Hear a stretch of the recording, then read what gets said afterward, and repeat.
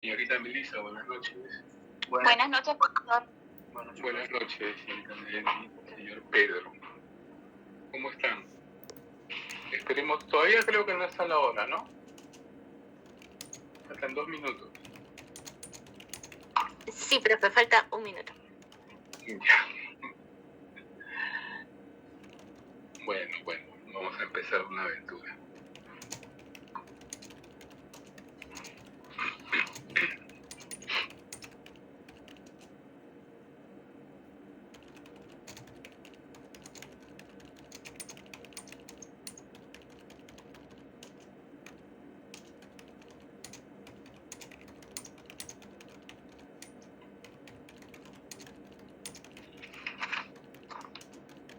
Somos 32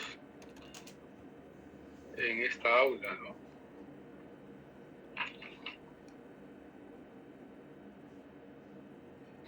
Sí, profe. ¿Y cómo les está tratando la escuela, la carrera?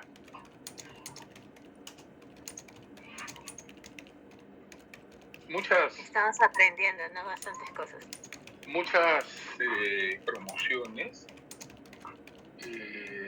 No sé cuál será la situación laboral ahora, pero hasta hace un buen tiempo había bastante trabajo para los archiveros, para los archivistas, ¿no? Y ya desde el tercer ciclo los alumnos empezaban a hacer sus prácticas. Y por supuesto ganando un dinerito que no le viene mal a nadie, ¿no? Entonces, a mí me tocaba dar cursos en segundo ciclo y luego ya en cuarto, quinto ciclo. O sea, digamos, ingresando y saliendo. Y pude ver en todos esos años que muchos de los chicos, de los alumnos, ingresaban con este acicate, ¿no? Con este atractivo de tener un trabajo remunerado decentemente rápido. Pero digamos, el móvil y también los alumnos excedían los 30 por aula. Entonces, digamos que el móvil era pecuniario. Pero lo interesante fue que cuando yo ya los encontré en cuarto, en quinto ciclo, ya habían desarrollado la vocación y estaban muy interesados en formar consultoría, de hecho ya estaban trabajando. Entonces, uno se daba cuenta de la conversación al inicio y la conversación ya terminando la carrera, efectivamente había sido muy, muy útil para ellos y le habían encontrado el rumbo. Habían desarrollado lo que se llama camiseta, ¿no? Con la carrera de archivística, y eso era muy gratificante. Se sucedían familiares, sobrinos, primos, hermanos. Yo encontraba apellidos consecutivos en uno y otro, en otro ciclo, ¿no? Entonces, el ejemplo fue cundiendo de manera positiva. Entonces, ahora hay un ejército de jóvenes, bueno, ya no tan jóvenes, archiveros que están desempeñando una labor muy importante, ¿no? Y le están dando, todavía falta mucho, ¿no? Pero le están dando a la carrera el empaque que debe tener, la importancia. O sea, las empresas, las instituciones públicas o privadas ya estaban cayendo en cuenta que es importante tener un archivo organizado, ¿no? Porque a la larga eso va en beneficio de la misma empresa y los usuarios. Eso fue un punto de quiebre muy importante que sucedió hacia el 2010, entre 2007 y 2012 más o menos, que ya se empezó a asentar esa carrera. No sé cuál será la realidad ahora. De repente alguno de ustedes ya está trabajando en archivo, está practicando o algo similar. Bueno, esta charlita introductoria llegó a su fin. Veamos ahora cuántos están. 21 personas. Bueno, empezamos la clase. ¿Hay delegados aquí? ¿Hay algún delegado de AUCA? ¿Quién tiene la voz cantante de ustedes? Porque me gustaría conversar. Profesor, buenas noches. ¿Cómo están? Le habla la alumna Ana Paredes. Buenas noches, señorita Ana Paredes. Sí, ¿cómo está? Yo me había propuesto como su delegada, pero ¿cómo se llama todavía? Melissa, quisiera saber si alguien más se propuso. ¿Me ayudas, por favor? Profesor, ¿qué tal?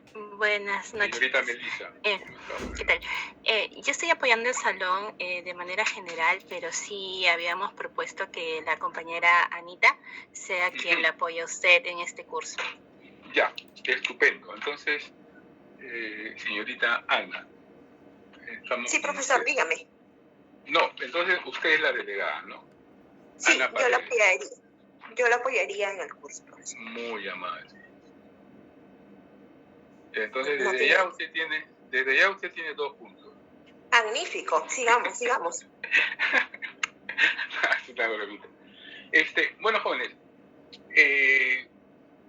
este curso, me imagino que muchos tendrán interrogantes de qué se trata y tal, ¿no? En primer término, este curso vamos a hacerlo lo más dinámico posible. De por sí, bueno, para algunos les puede resultar un poco pesado porque hay varios temas y fórmulas que hay que trabajar, sobre todo mucha práctica, ¿no? Pero entonces me gusta empezar esto diciéndoles que yo he venido a divertirme y espero que ustedes también. Con la confianza que vamos a ir desarrollando, van a ver que esto se va a tornar de una manera simpática. ¿Ustedes ya llevaron algún curso de paleografía? Les pregunto esto no, profesor. Porque todavía, ¿no? ¿Este ciclo ya lo van a llevar? ¿O todavía? Creo que el próximo ciclo. El siguiente ciclo. Ah, caray. El quinto ciclo. No. Ya. Bueno, antes íbamos en paralelo. Pero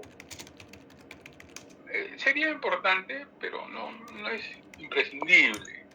¿Por qué? Porque básicamente vamos a trabajar documentos antiguos y algunos manuscritos, ¿no? Pero entonces voy a tratar de trabajar con documentos antiguos, pero impresos, que van a ser de una más fácil lectura, digamos, ¿no? Bueno, dicho esto, podemos empezar la lista, la voy a pasar dentro de un rato, ¿ya? Voy a tratar de compartir pantalla para hacer una primera clase introductoria.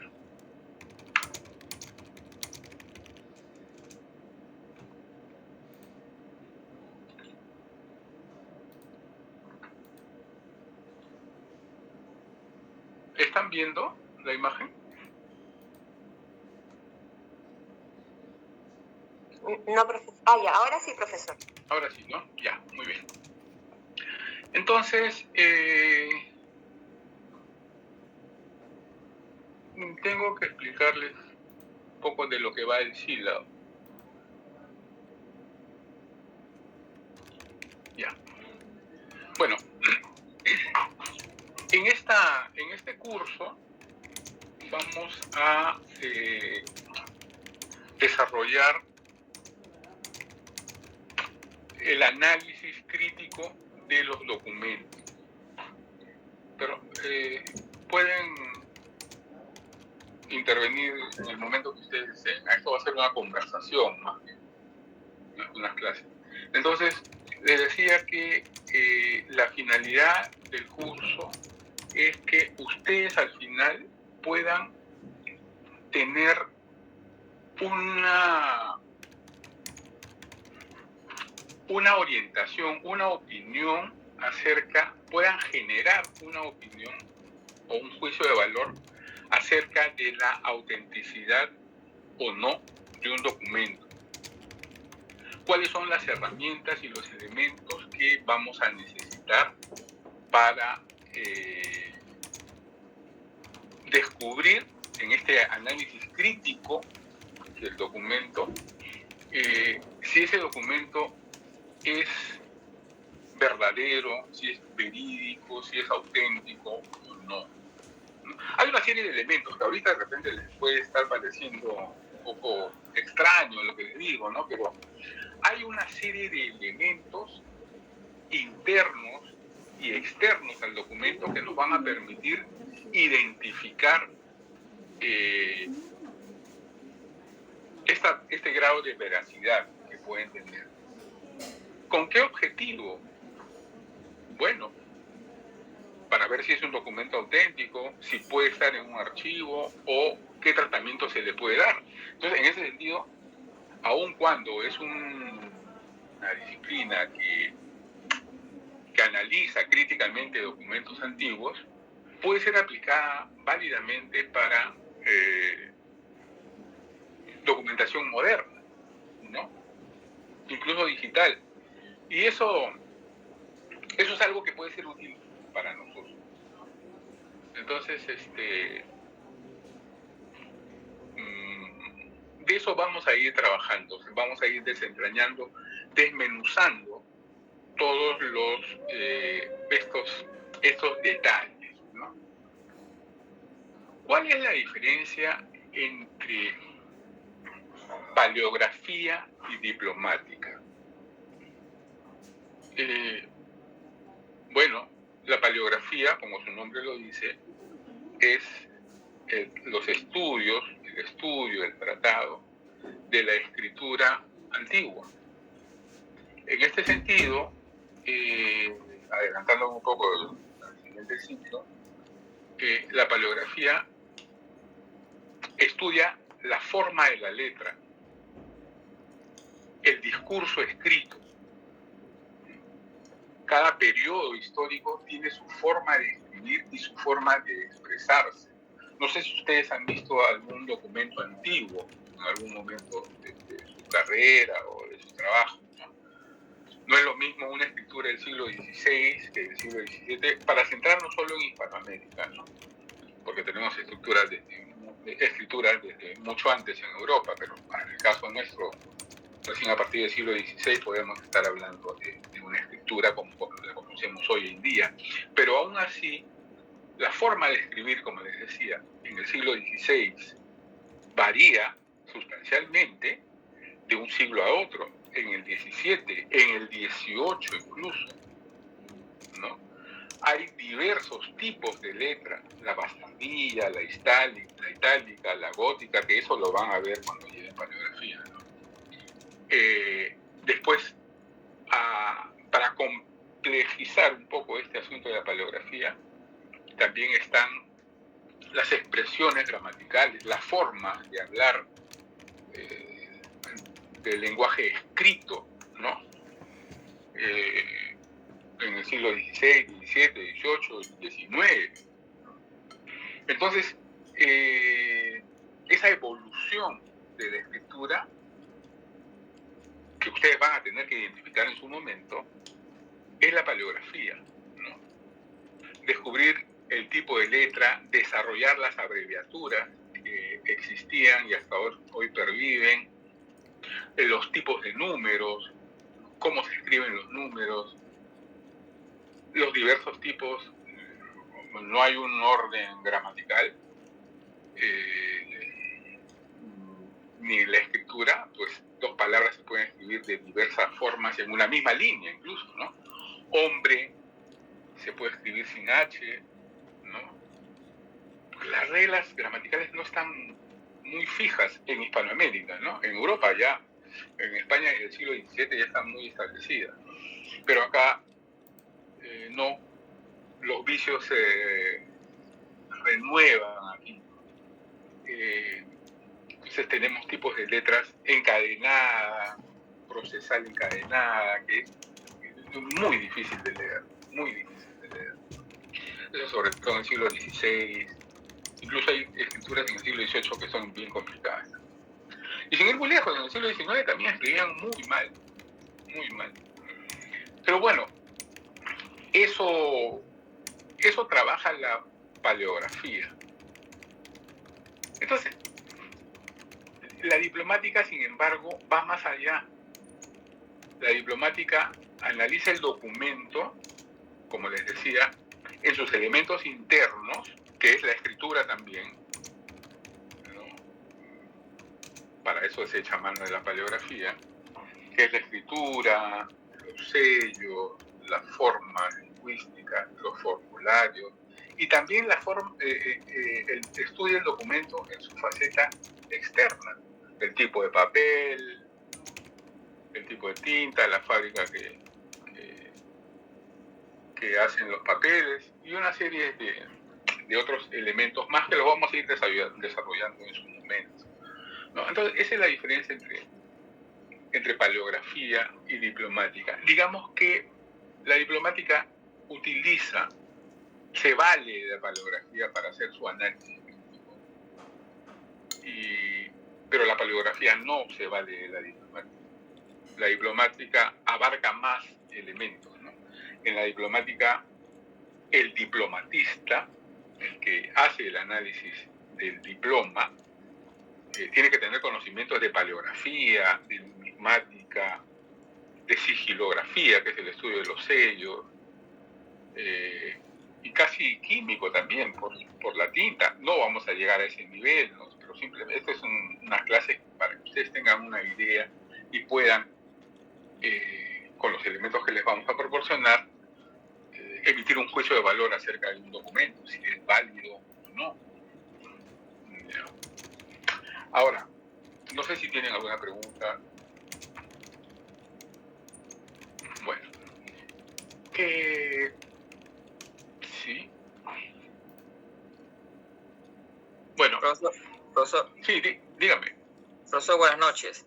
Buenas noches. Entonces, quiere decir entonces que antes, si bien es cierto, ya existía la gramática desde muchos siglos atrás, digamos, las reglas de gramática, del buen escribir, al no expresarse de tal manera, se decodificaba la información vía oral. Es decir, el ejemplo que usted puso, hombre, para nosotros está mal escrito, pero mientras yo lo entienda a qué se refiere, sí podía haber una comunicación fluida, digamos, siglos atrás. ¿Es así, correcto? Así es. Y los mismos contemporáneos entendían eso. Me olvidé de mencionarles que la paleografía también estudia los puntos, los signos de puntuación, ¿no? A veces se escribían, a veces no. Los signos de puntuación son distintos, ¿no? Como los conocemos hoy, el punto y coma, los 2 puntos, el punto aparte. Perdón. Tenían diferentes signaturas. Entonces, volviendo al tema de la gramática, no es que esté mal escrito, para nosotros está mal escrito. Ese es nuestro prejuicio de un hombre del siglo XX, XXI, ¿no? Pero el hombre del siglo XVI, XVII tiene que entender que las reglas gramaticales no las maneja el común de la gente, ¿no? Las reglas gramaticales las manejan los eruditos, ni siquiera los notarios. Porque los notarios son los que elevan a escritura pública estos documentos y ahí van a encontrar lo que ahora nosotros entendemos como faltas de ortografía, ¿no? Entonces, sí, es lo que usted dice. Está bien, se comprendía. Escribían como hablaban, ¿no? Como se entendía. Yo a veces estoy tan metido en documentos, yo trabajo también, yo investigo del siglo XVII, XVIII. Y a veces no me acuerdo cómo se escribe mujer, si es con G o con J. Porque en los documentos aparece esto. Es fácil confundir la B labial con la V. Entonces uno encuentra todo este tipo de distorsiones. De hecho, hay diccionarios.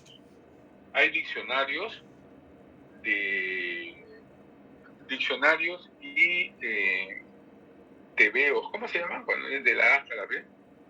Abecedarios, ¿no? Del siglo XVI, del siglo XVII, del siglo XVIII, ¿no? Entonces, uno tiene que recurrir a estas publicaciones para a veces desentrañar qué misterios tiene esta letra o esta palabra. Profesor, como si fueran glosarios. Digamos, ¿no? Digamos, ahí en estos documentos, en estas listas que aparecen, ¿no? Cómo se escribe la A en el siglo XVI, la A minúscula en el siglo XVI, en el XVII, XVIII y XIX. Cómo se escribe la A mayúscula en estos siglos. Cómo se escribe la B minúscula y mayúscula. O sea, es muy útil. Pero existen estos diccionarios para Europa, para España, que es lo más cercano.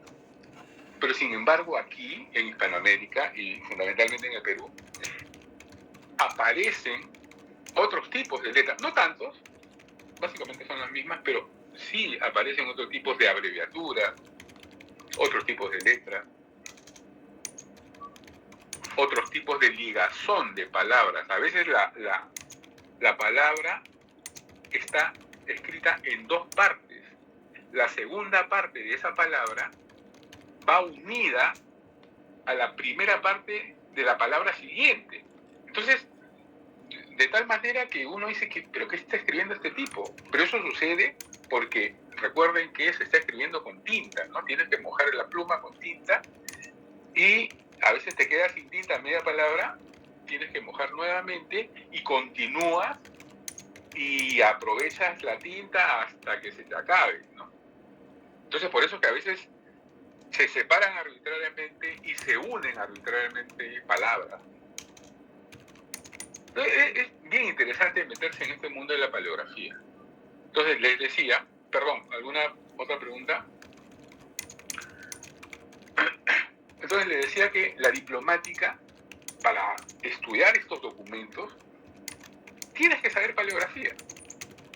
Porque solo así vas a entender qué es lo que dice.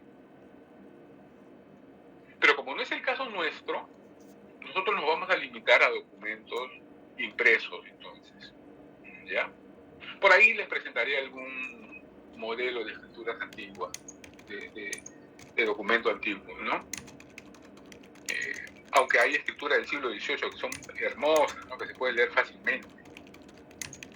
Pero hay otras que parecen inéditas, ¿no? Se entiende.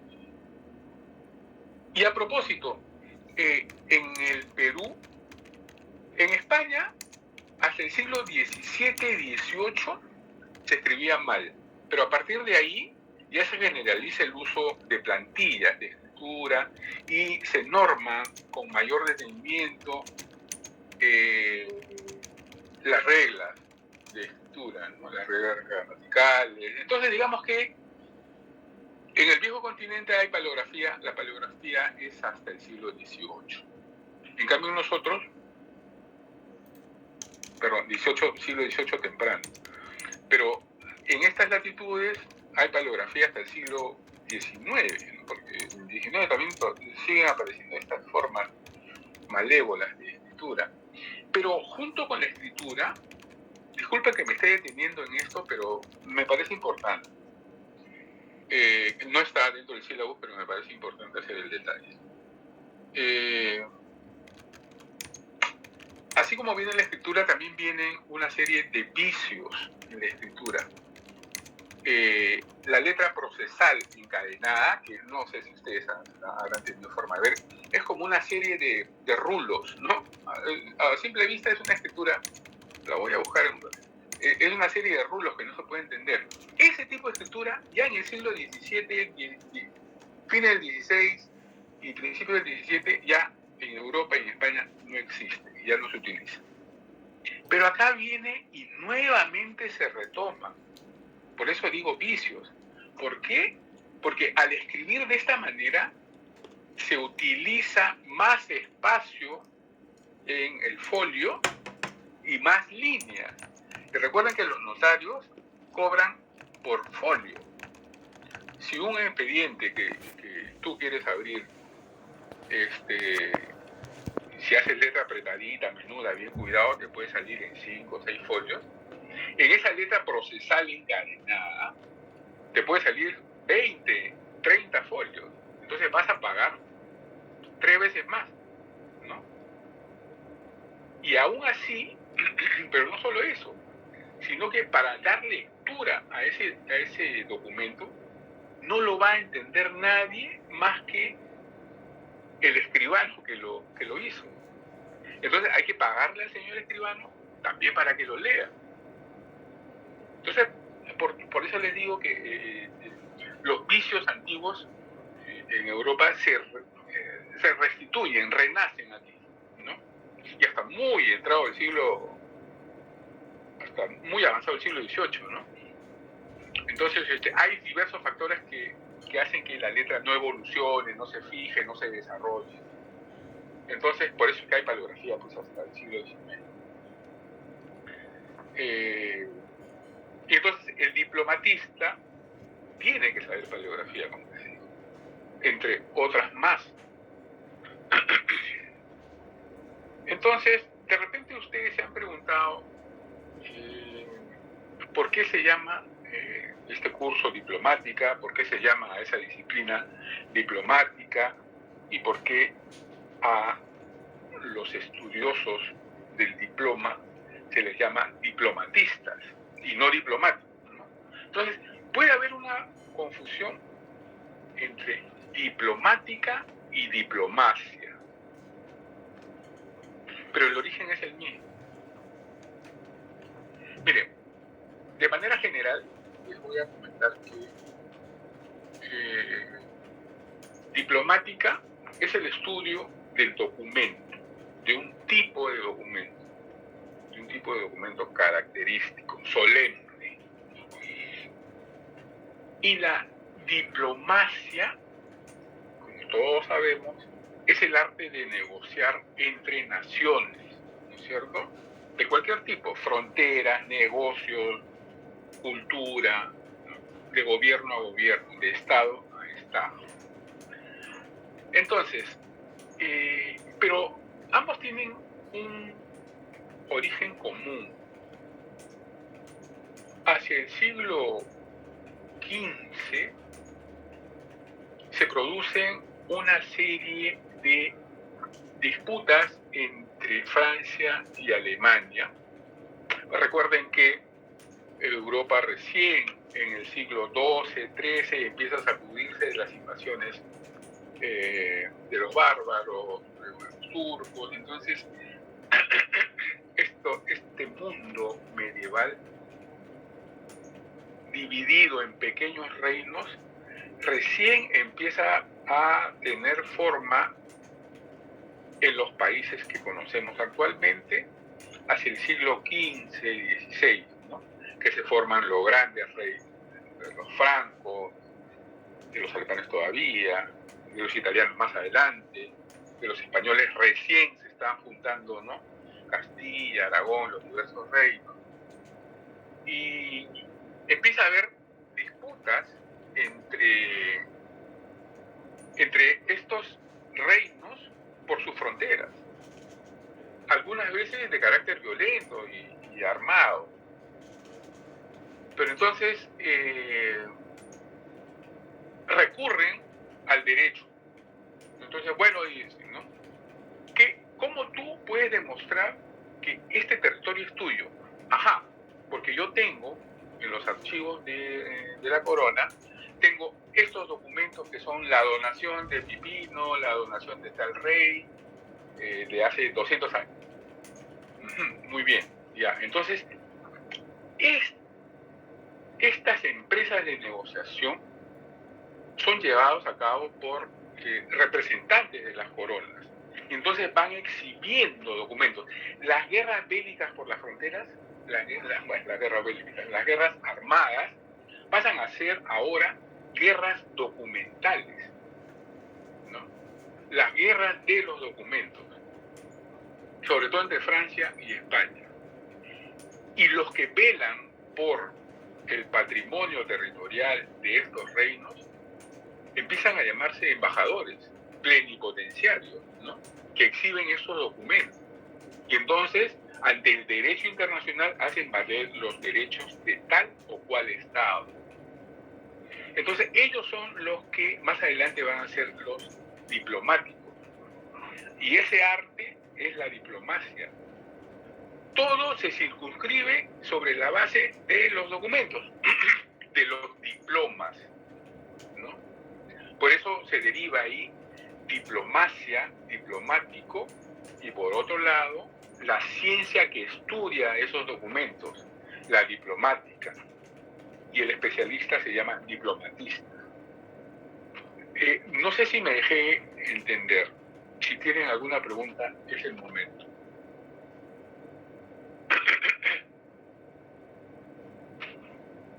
Bueno, entonces, estas dos son... ¿Hasta qué hora tenemos clase, perdón? Hasta las 9:50, ¿no?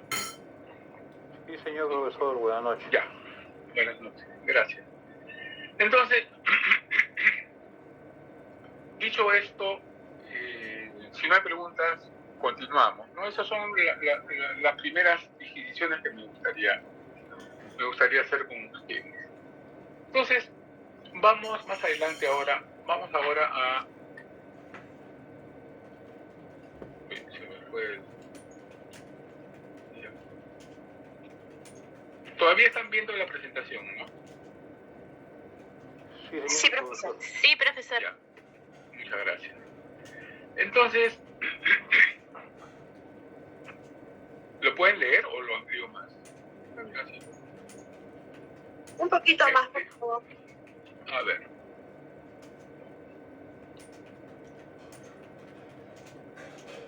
Y ahora sí está todo, creo, ¿no? Entonces, nuestro primer tema es introducción, concepto y definición de diplomática, que ya más o menos hemos avanzado un poco. Pero para entender el carácter de este documento, el carácter de este diploma, cuando hablamos de diploma, no hacemos referencia a ese rectángulo de cartulina que le dan a usted cuando termina el colegio o cuando termina su carrera, no sé. No estamos hablando de ese documento, ¿no? De ese cartón. Estrictamente hablando, estamos hablando del diploma como un documento que genera obligaciones, pero también genera derechos. Entonces tiene un carácter jurídico. ¿Ya? Esa es la gran diferencia, que vamos a ir detallando. Entonces, diploma es entendida como la ciencia de los documentos. Pero etimológicamente habría que remontarnos para comprender esto a Grecia y Roma. Por ejemplo, perdón, la palabra diploma en Grecia hace referencia a cualquier elemento que esté doblado o plegado en dos, ¿no? Como una hoja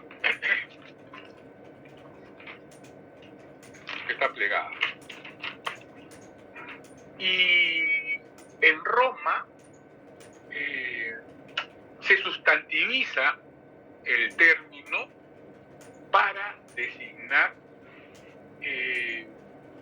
diversos objetos escritos en dos partes plegadas, ¿no?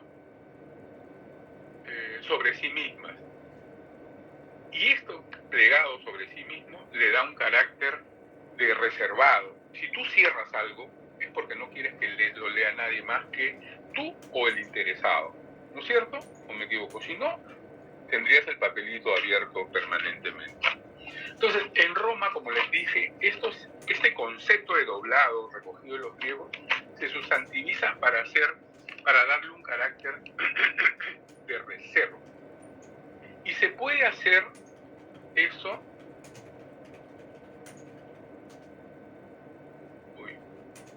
Me van a disculpar, este documento no tiene las imágenes que había grabado. Perdón. Entonces, se puede escribir en cera, en láminas de bronce, en papiro o en madera incluso. Si me dejan un momento, vamos a seguir conversando. Luego voy a buscar el PowerPoint original. Ya, en un momento.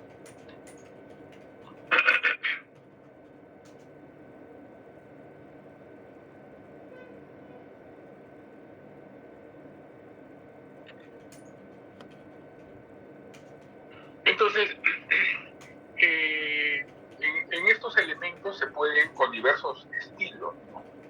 Punzones, se hacen estas escrituras.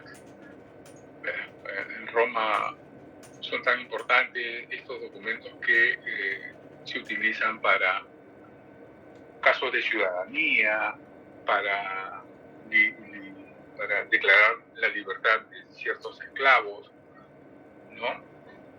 Para tomar posesión de algún territorio. Entonces, solamente en estas ocasiones muy solemnes, el imperio, Roma, otorgaba estas tablillas.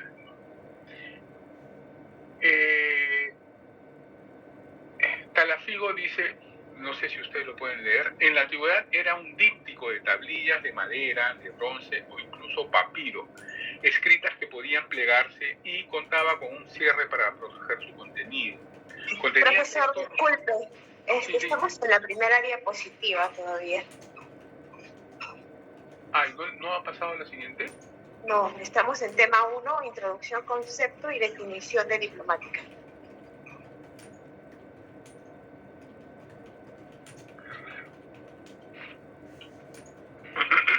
Me espera un segundo, por favor. Ahí.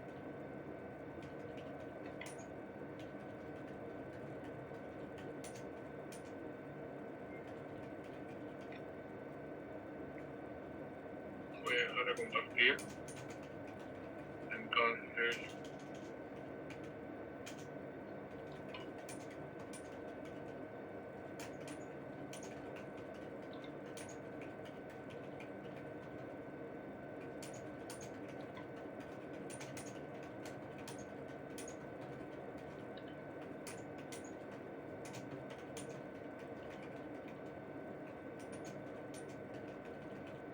pueden ver lo que estoy haciendo, todos los documentos que tengo acá. No Se ve vemos su una... movimiento, Sí, exacto. pero no se ve el PPT. Ya ahorita. Ahora, No se ven las diapositivas todavía, profesor.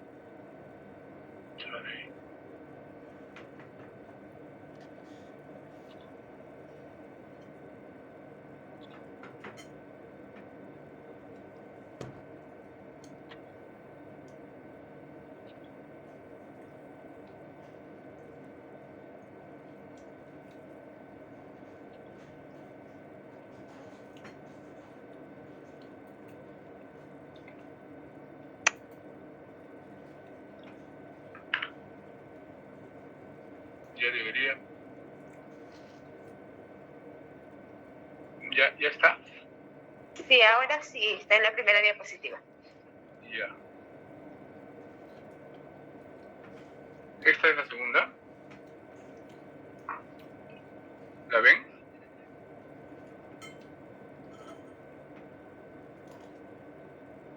Sigue en la primera, profesor, sin introducción. Caray. No sé qué pasa. Lo que pasa es que sale como un pequeño anuncio en color amarillo en la parte de arriba. Creo que es porque está en modo lectura, que no lo puede poner en presentación. Pero hace un rato, cuando estaba normal y le empezó a hacer clic a la izquierda a cada diapositiva, sí se cambiaba de lugar. Entonces, ahora... Ahí sí se cambia. Ya, si lo pongo en mi pantalla completa no cambia. No, porque parece que está en modo lectura. No sé si puede ver arriba está la X y como una barrita de color amarillo claro. Ajá, sí. Es por eso que no se puede poner en presentación. Me pide usar otra cuenta, ¿no? Bueno, no sé, ya lo investigaré. Pero en realidad esta laptop no es mía.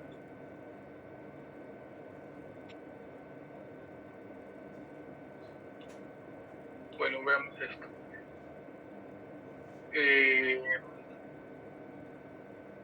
¿Ven esta diapositiva? Sí, profe. Sí, profesor. Ya, ok. Gracias, Meli. Entonces, esta es una representación en un mosaico de, en este caso es una dama, ¿no? Que está con unas tablillas probablemente de cera y un estilo en la mano derecha a punto de iniciar redactar algún documento, ¿no? Debe ser una dama de clase alta porque maneja la escritura. Estas son, ven esta diapositiva, estas son diapositivas encontradas en España, perdón, diapositivas. Estas son tablillas de arcilla encontradas en España. La de la derecha, esta, es la liberación de un pueblo, de todo un poblado, que era siervo, esclavo, de un general romano. Entonces, este general, no sé por qué razón, está otorgando la libertad, la manutención a los esclavos.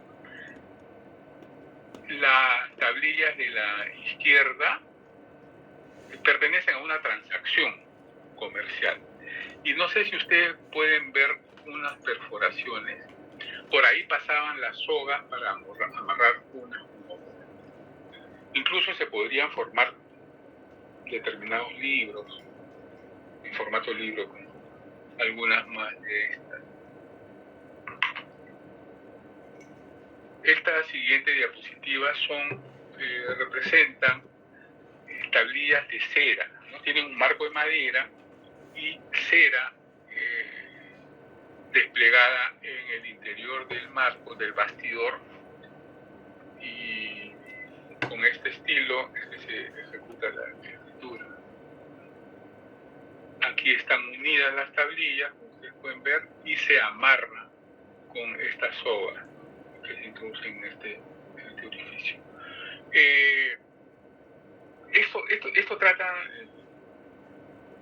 Esto le da cierta solemnidad, cierto espíritu de reservado a este documento, ¿no? ante otros ojos. Finalmente, acá tenemos un ejemplo de tablillas de lámina de bronce, ¿ya? Que son, como ustedes comprenderán, pues, son documentos muy importantes que dan privilegios a poblaciones, ¿no? Les señalan sus fueros o para alguna causa importante, mucho más importante que los anteriores, pues está escrito en este metal. Todos estos son romanos. Entonces, acá viene el texto de Talafigo, ¿no? que reitera, o mejor dicho, que nosotros hacemos voz de lo que dice él, ¿no? Eran estos dípticos de tablillas de madera. Dípticos viene de dos. De todos estos materiales que hemos revisado,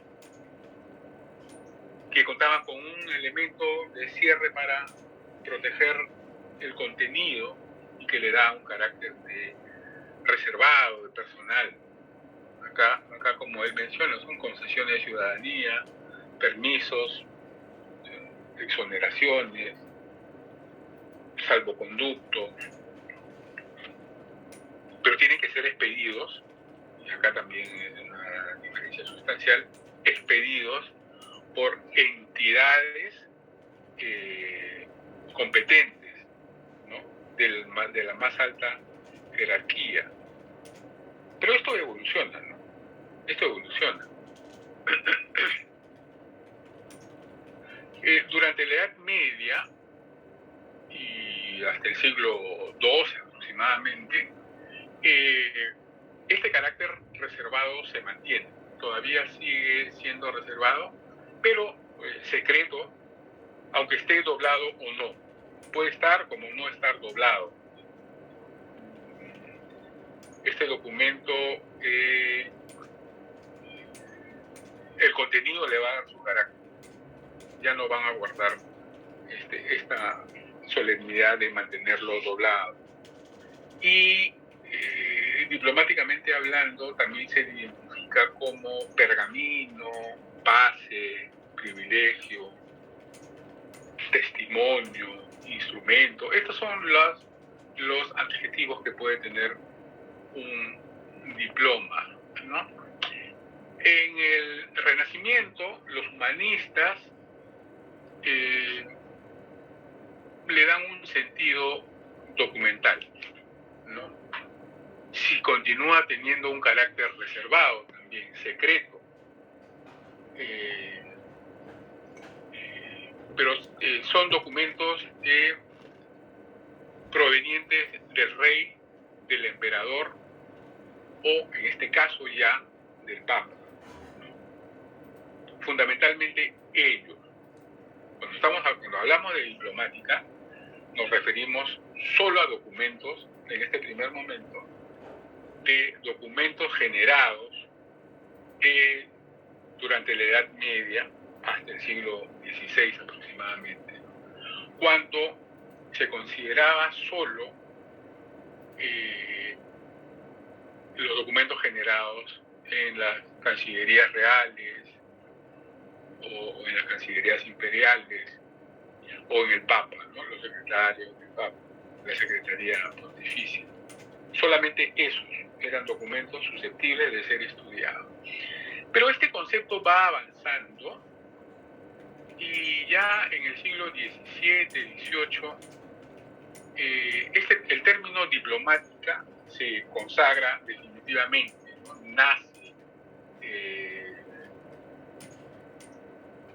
digamos, la disciplina, la ciencia diplomática.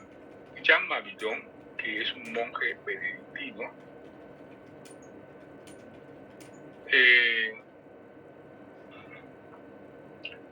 es que a partir de estas disputas documentales,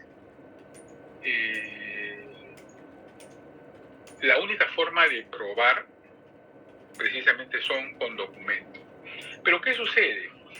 Desde el siglo XII hasta el XVII era muy fácil falsificar documentos, es decir, darles el peso que se necesita como prueba de un derecho.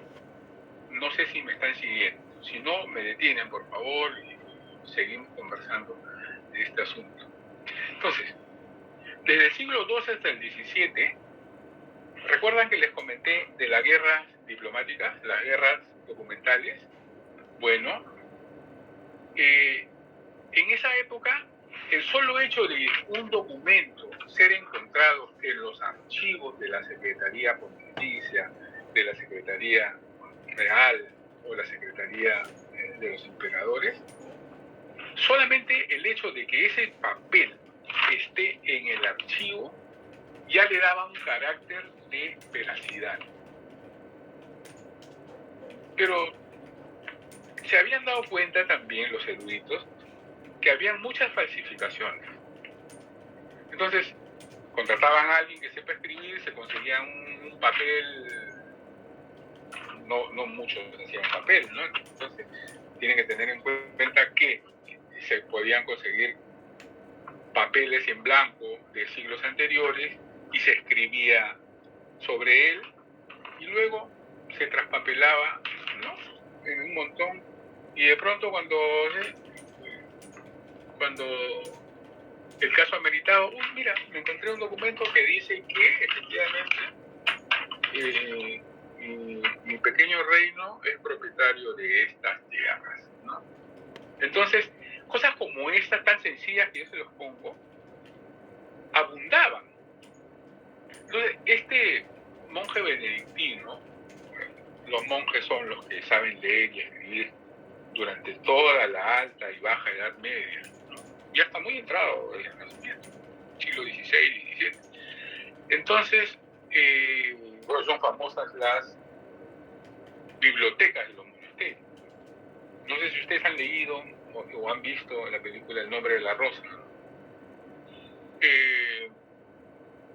Todas las bibliotecas eran fabulosas y los monjes pues eran los eruditos que sabían leer, entonces había que acudir a ellos y uno necesitaba hacer una escritura pública, todavía no existía el notario, sino recién en el 16. Los únicos que leían y escribían eran estos monjes. Entonces, andando el tiempo, los eruditos, entre ellos Mabillon, se dieron cuenta que las falsificaciones abundaban. Entonces, deciden elaborar una metodología de análisis documental, ¿no?, del diploma, del papel, para ver si realmente es lo que dice ser y tiene las calidades que dice tener. Entonces, Mabillon escribe un libro que se llama La Red Diplomática, ¿no?, la cosa diplomática, re en latín, ¿no?, la Red Diplomática, donde habla sobre paleografía y diplomática. Por eso se considera a Jean Mabillon el padre de la paleografía y de la diplomática, porque él esboza los primeros términos para el análisis, no solo de las letras y sus diversas mutuaciones a lo largo del tiempo, sino del documento propiamente, de las tintas, del material, de los sellos, en fin, de una serie de elementos que le van a arrojar mayores detalles para descubrir si un documento es falso o no. ¿Ya? Entonces a él se le suman varios que tienen estas inquietudes, ¿no? Nace pues de esta manera una metodología crítica, erudita, para analizar las fuentes, para analizar estos documentos y comprobar la veracidad de ellos, ¿no?, sobre todo los antiguos, los reyes franceses.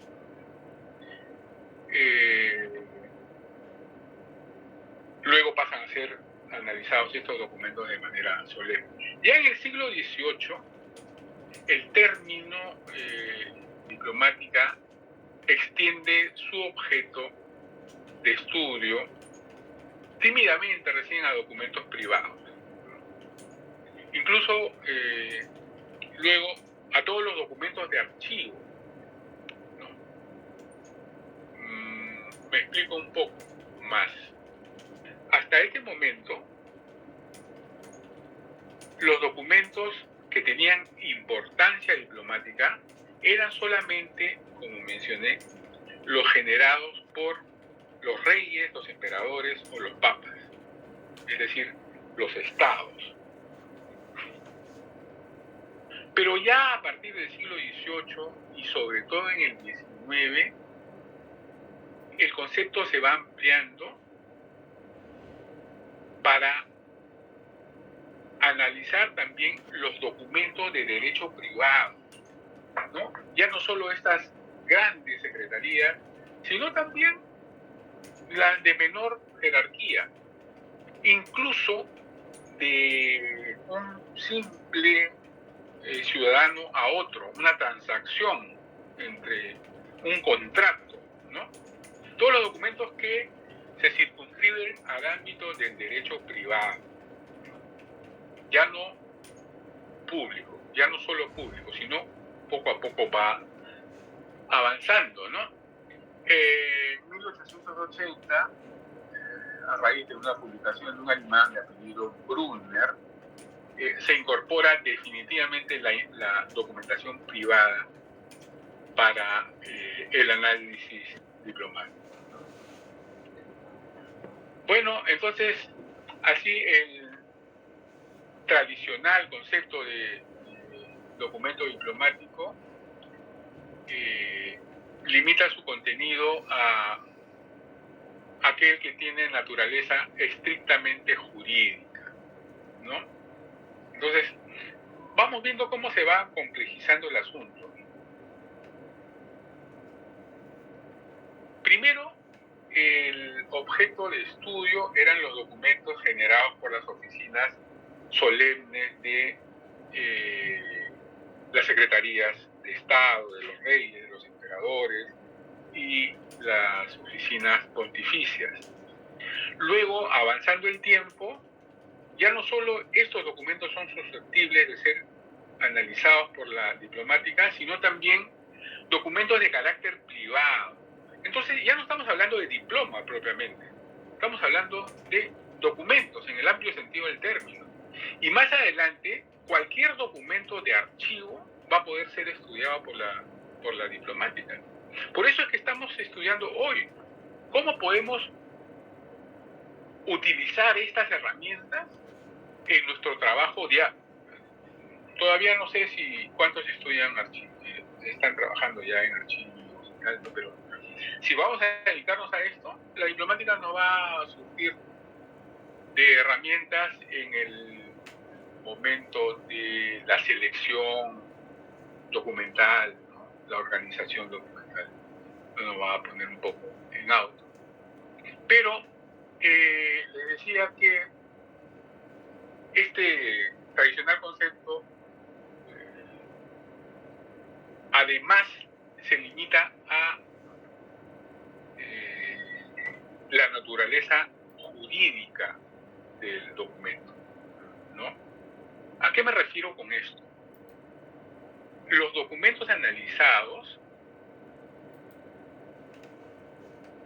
por la diplomática deben tener valor jurídico.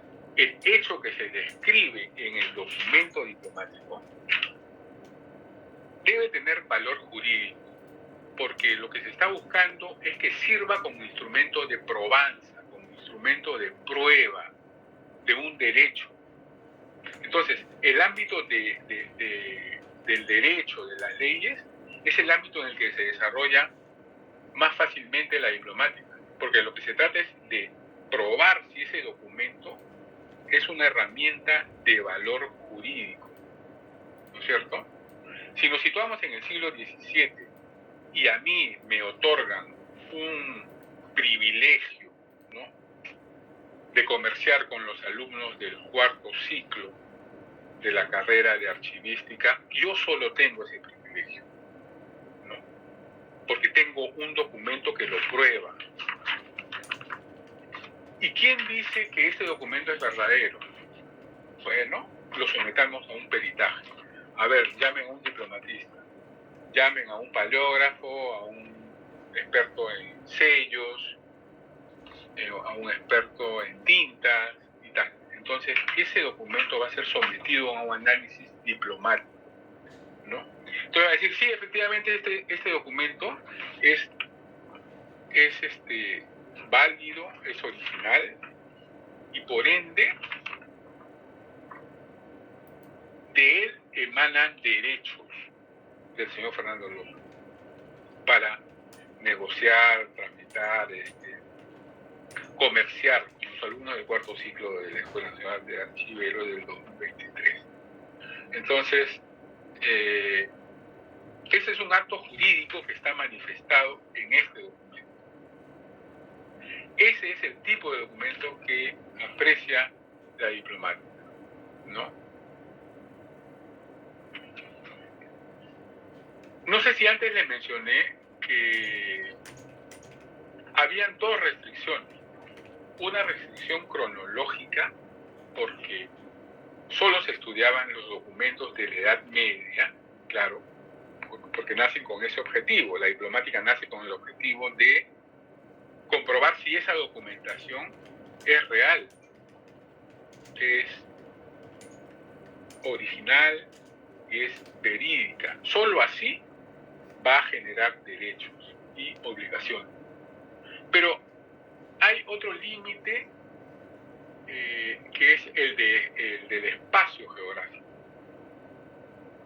La diplomática se creó para trabajar documentos diplomáticos de Occidente, del mundo occidental, fundamentalmente Europa, ¿no?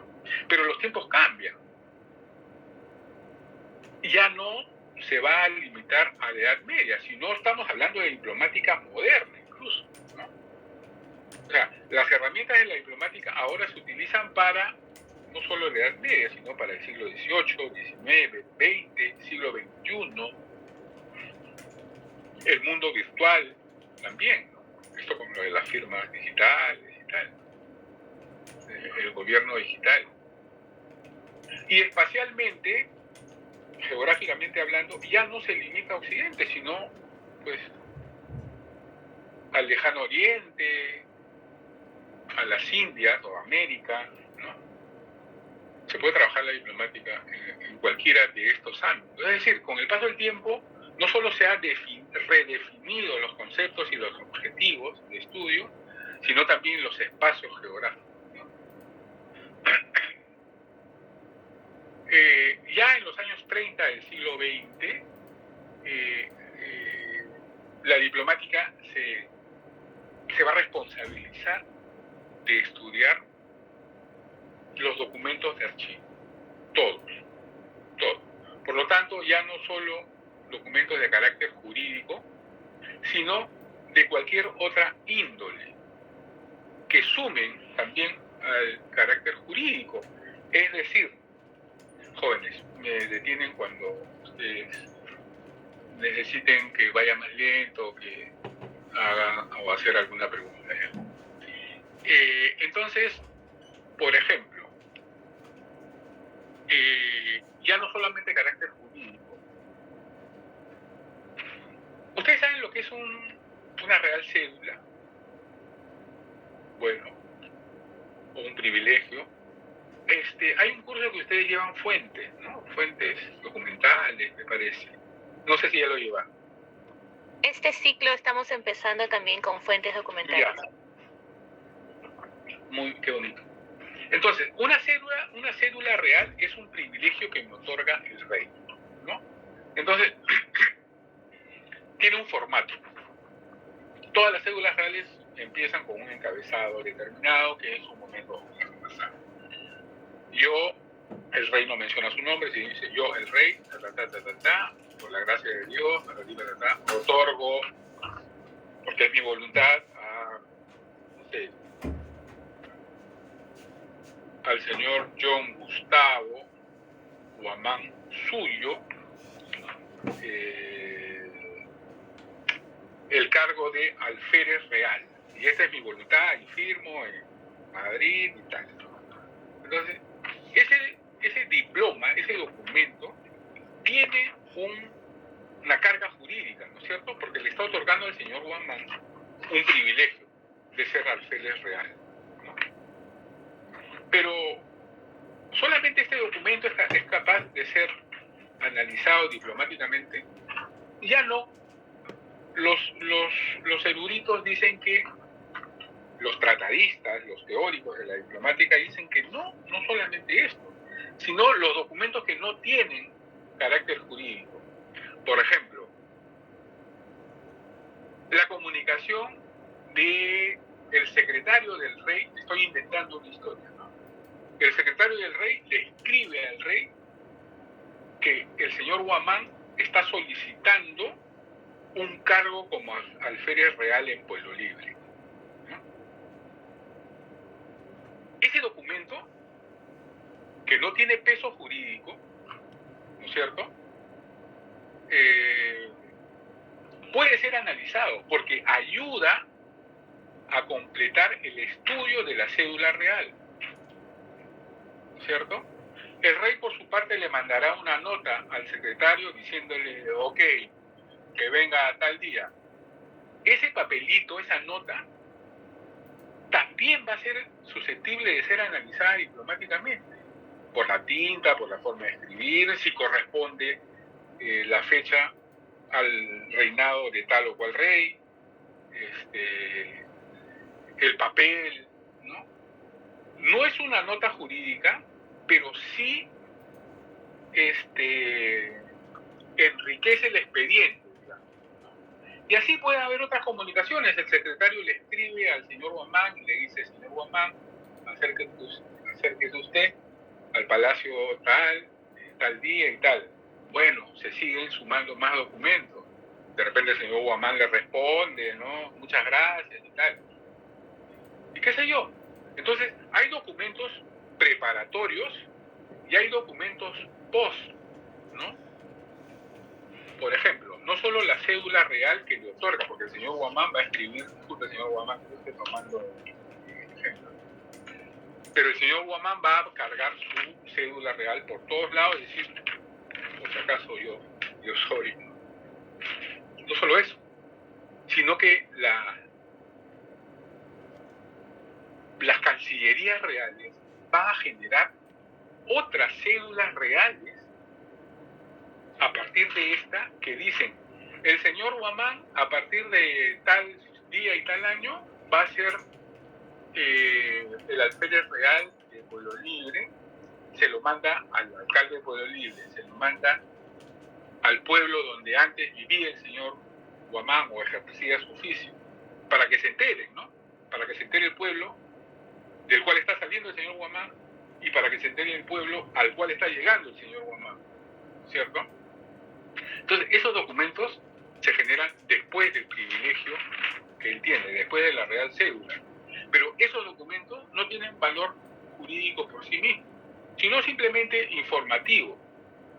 Pero juntos, todo este corpus documental ayuda a comprender la naturaleza jurídica de este privilegio real otorgado en una cédula real al señor Guamán. ¿Pregunta? A eso me refiero cuando digo que ya a partir del segundo tercio del siglo XIX, ya propiamente todos los documentos de archivo se incluyen en el análisis documental, ¿no? Presupuestos, proyectos, en fin, todo lo que ustedes puedan imaginar.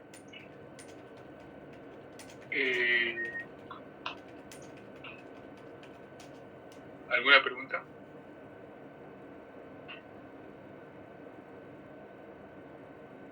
Sí, profesor, una consulta. Sí, dígame. Siguiendo con el mismo caso que usted menciona, con el mismo ejemplo, si, digamos, si John, el compañero John, se presenta en este caso sería un diploma, como virrey, ¿de qué otra forma se me ocurre una forma de contratarlos? Y yendo hasta la madre patria a constatar que ese documento, esa real célula que presenta, sea verídico. Pero en el viaje, que dura meses, ¿qué otra forma habría para verificar ese documento que John está presentando? Se analiza la letra, si corresponde a la época, se analiza los sellos, las firmas, si corresponden a los notarios o al escribano real de esa época, se analiza el sello, si corresponde al rey, ¿no? Y una serie de elementos más que todos los vamos a ver acá, todos los vamos a ver. Sí, esas son las formas. No quise entrar en detalle todavía, pero esas son las herramientas que nos brinda la diplomática para saber si un documento es lo que dice ser y si pertenece a la época que dice pertenecer. No sé si la pregunta... Claro, profesor. Más que nada el tema de autenticidad, ¿no es cierto? Así, exacto. Pero... Y sobre eso también hay bemol. ¿Qué es una autenticidad diplomática, una autenticidad histórica, una autenticidad legal? Son diversas formas de entender la autenticidad, ¿no? La diplomática es el estudio de los documentos según un formato, ¿no? Ustedes saben lo que es un formato, unas fórmulas. Han llenado formatos toda su vida, ¿no? Para la SUNAT, para el Seguro Social, en fin, para diversas formas. Y cada oficina tiene su formato determinado. Saben cómo empieza y ustedes solo tienen que rellenar, ¿no?, los datos que les piden. Lo mismo sucede con estos documentos. Esos formatos le dan solemnidad. Esos formatos le dicen, cuando usted ve ese formato, dice, ok, este es el formato de cédula real. Este es un formato de privilegio. Este es un formato de carta. Eso también vamos a revisar. Entonces, cuando yo agarro un documento, ya sé a qué atenerme. Si es del siglo XVII, va a tener esta escritura. en el siglo XVII, quién era el rey, quién era el rey, quién era el papa. Pueden haber utilizado un papel de la época, pero el lenguaje de repente no es el mismo. O, por ejemplo, un documento real empieza, sepan todos cuántos esta cédula real vienen como yo, el rey tal, conde de Barcelona, de tal, menciona todos sus títulos. Entonces yo sé que ese encabezado, ¿sí?, corresponde a un documento real, ¿no? Pero si dice con en el mismo papel, con la misma tinta, yo, Felipe II, rey de España, digo esto, no, ese es un documento falso, porque los reyes nunca escriben así. Siempre hay un preámbulo, ¿no? Entonces ya empiezo a dudar y analizo el papel, analizo la tinta. Claro, nosotros no vamos a poder analizar la tinta.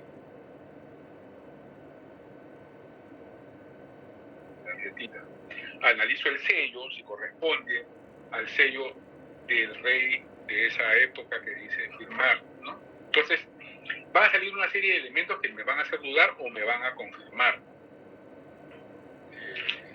la veracidad. Y los formatos son importantes, la forma. Eso es. Amigos, ¿a qué hora acaba la clase? Disculpen. No quiero pasar. Profesor, a las 9:55. Ah, todavía tiene que estudiar. Sí. Entonces, no sé si... Más bien, ¿va a pasar lista, profesor? Sí, eso quería hacer también. Ah, ok. ¿Ya? A ver, vamos a pasar lista.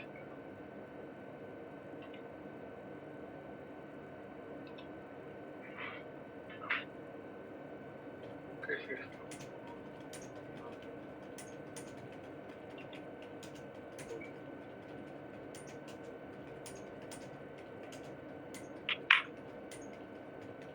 Esto no es.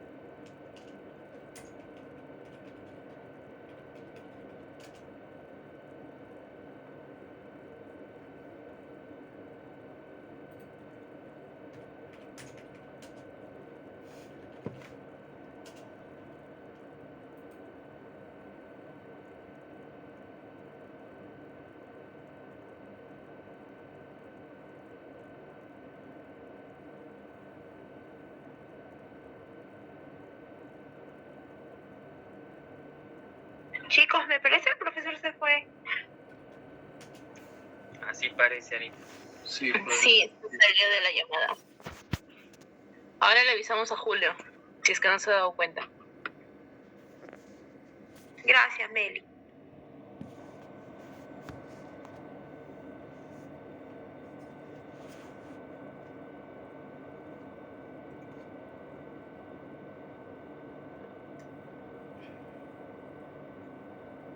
Sí, mejor que le avise, porque puede estar hablando como loquito.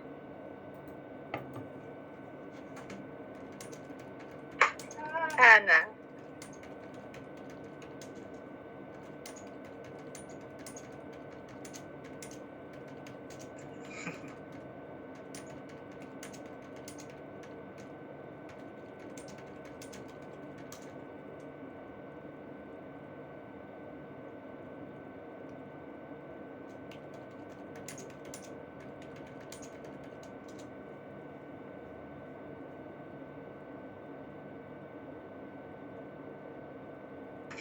Profesor, no se le escucha, su audio está apagado.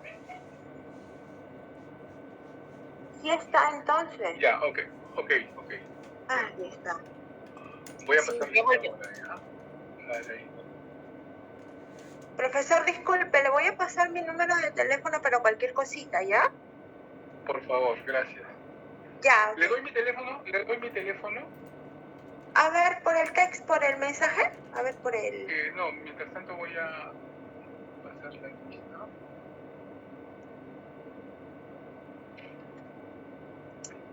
¿983 723 243?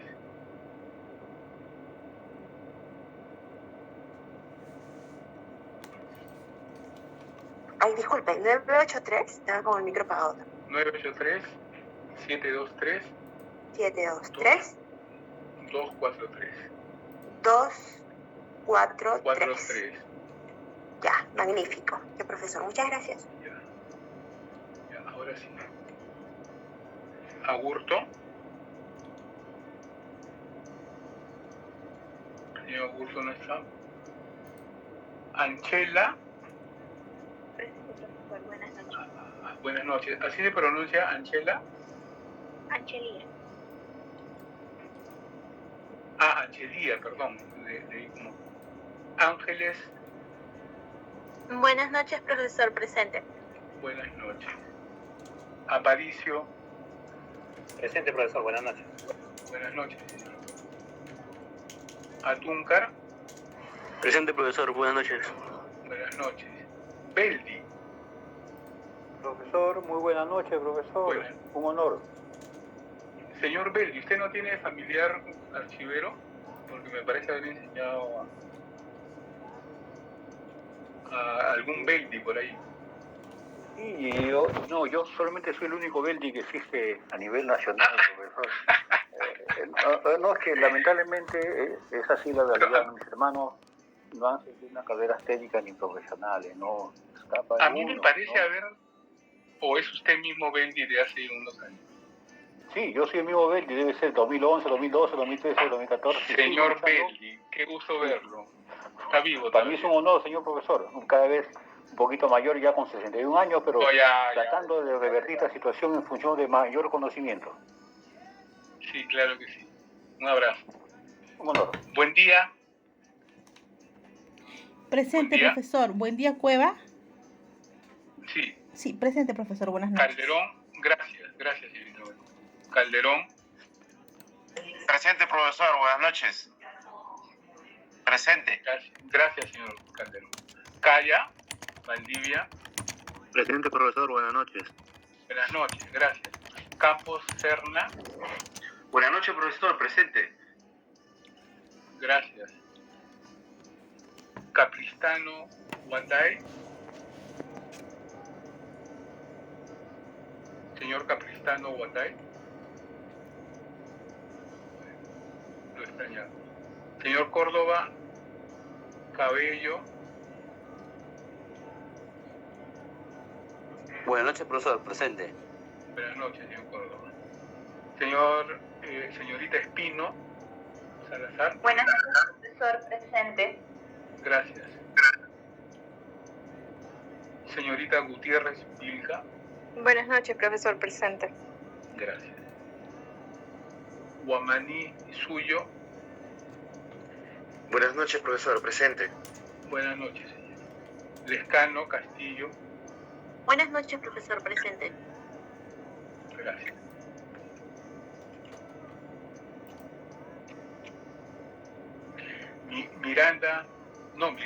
Mirano Ocaña.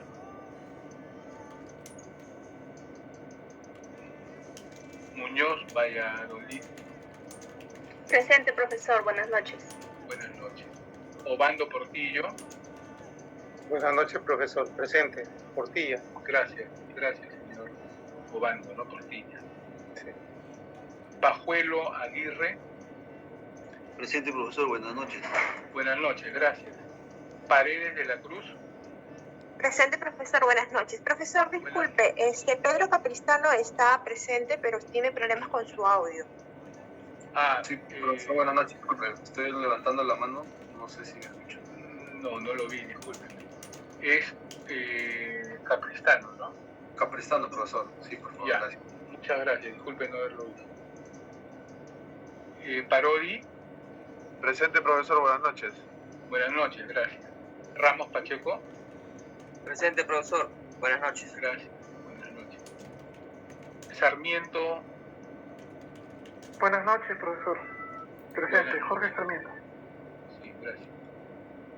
Simón Collantes, Presente, profesor, buenas noches.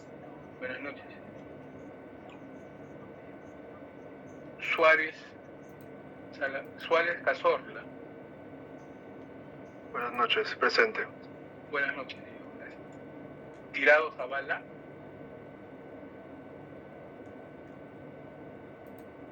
Velázquez Cabero, Buenas noches, profesor. Presente. Velázquez, ¿no? Gracias. Zavala, Profesor, buenas noches, presente. buenas noches. Sea Ríos, Buenas noches, profesor. Presente. buenas noches.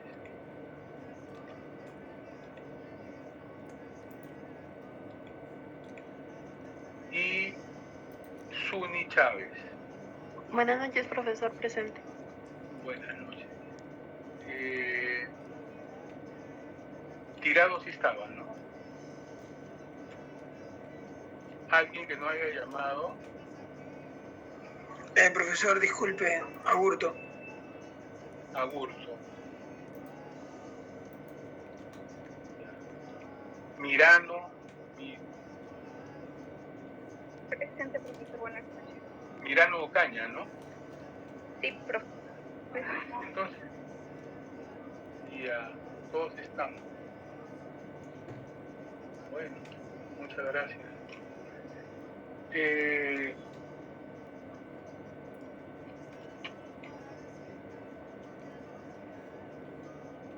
Caray.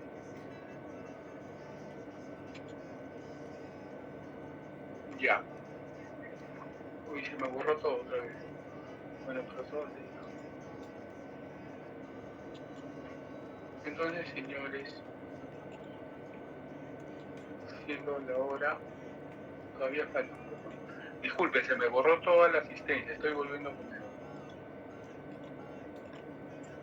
Sí, profesor, una profesora anterior dijo que tenían que guardarlo, algo así. Porque si no Sí, se sí, eso lo voy a guardar, quise guardarlo, pero apreté otro. O sea, tengo un problema en la lista que tengo que fijarme más. ¿Ustedes tienen acceso a la biblioteca de la escuela? A ver, de los 32 que estamos acá, todos trabajamos. Es decir, no tenemos tiempo para leer, ¿no es cierto? Es lo que normalmente suele hacer. Yo le voy a pasar a la señorita Paredes algunas separatas para que tengan algo a la mano, que se resumen de lo que venimos conversando en clase. ¿Ya? Sobre eso,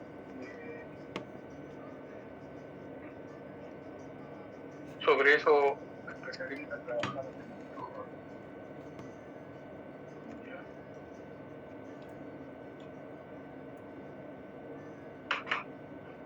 Lo que no encuentro es dónde está el teclado de guardar.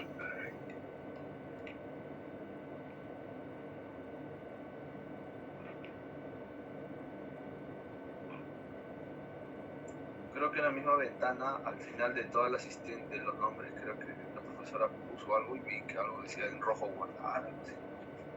Sí, pero si me abierto, estoy en la ventana de la lista. Al final de los nombres no aparecen.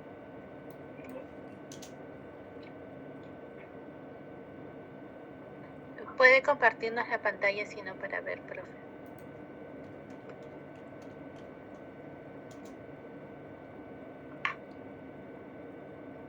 A ver.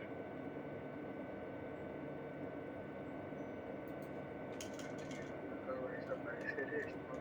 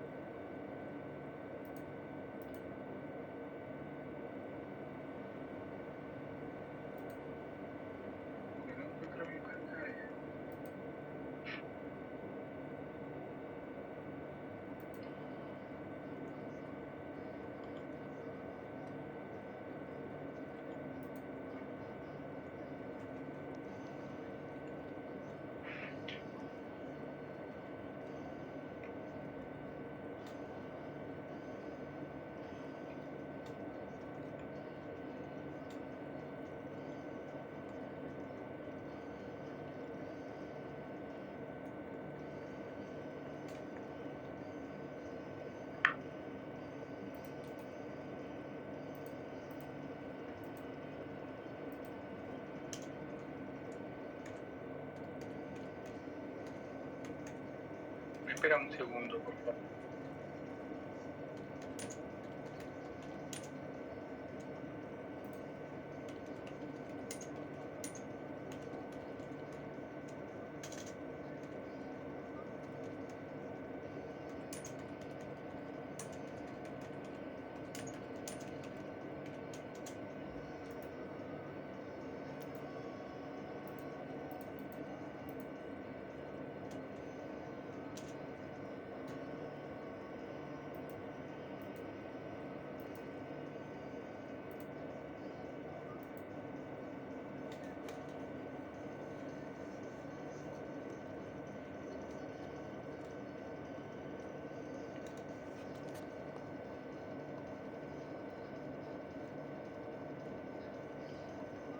Profesor, buenas noches. Una vez que marque toda la asistencia, le coloca guardar. En el verdecito dice guardar y ya.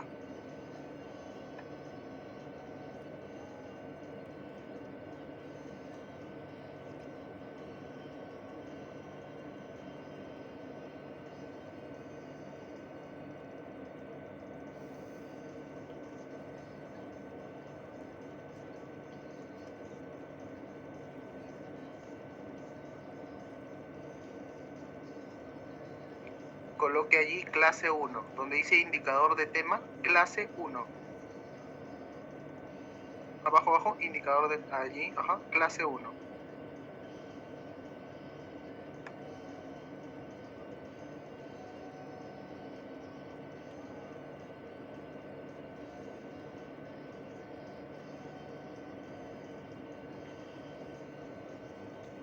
No, dele así.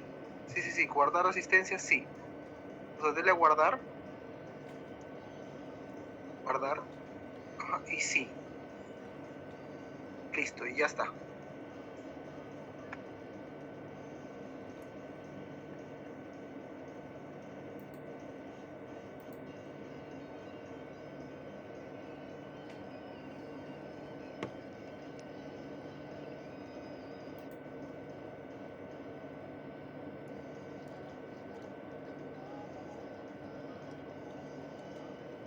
Profesor, su micro creo que está apagado. Ok, ahora sí. Y ahora sí. Mil disculpas. No encontraba el botón de ese guardar, tuve que pedir asistencia. Bueno, señores, entonces, si no tienen preguntas, continuamos mañana con el tema 2, ya entrando un poco más al detalle con este asunto de la diplomática y empezar a ver ya cuáles son estos elementos de los documentos que vamos a analizar. ¿Les parece? Si no hay preguntas, nos quedamos aquí, aunque falta un minuto todavía. Si necesitan hacer alguna, como les decía, a la señorita Paredes le voy a enviar o no sé si puedo colgarlo acá también, alguna separata. Sí, también puede hacerlo por... no, acá no. Pero si usted me lo pasa, ya le escribo al WhatsApp, yo se lo transmito a los chicos. Ya, ok, mejor. O también en el aula virtual. En el aula virtual, ¿no? Sí, claro, en el aula virtual se cuelgan las diapositivas. ¿Les han pasado las diapositivas? No. No, todavía no. Ya, pero las puedo colgar también en el aula virtual. Ah, sí, está el cielo. Ya, profesor. Ya. Entonces, la señorita Melissa dice en el aula virtual. Está el sílabo. Sí. Y las diapositivas. El sílabo, las diapositivas están colgadas. Muy bien. Entonces, nos estamos viendo mañana a la misma hora, ¿no? Ok, buenas noches, profesor. Gracias. Ha sido un gusto encontrarlo. Gracias a ustedes por su atención. Gracias, profesor. Buenas noches. Muy amable. Buenas noches, profesor. Que tengan una buena noche. Buenas noches. Dios lo bendiga. Buenas noches, profesor. Muchas gracias. No, gracias a ustedes.